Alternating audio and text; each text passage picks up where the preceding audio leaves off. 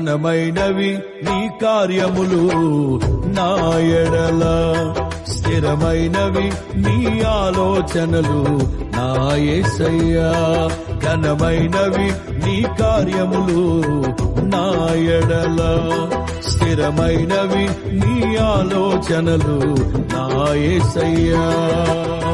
కృపలను పొందుచు కృతజ్ఞత కలిగి స్తుతులర్పించెదను అన్ని వేళలా.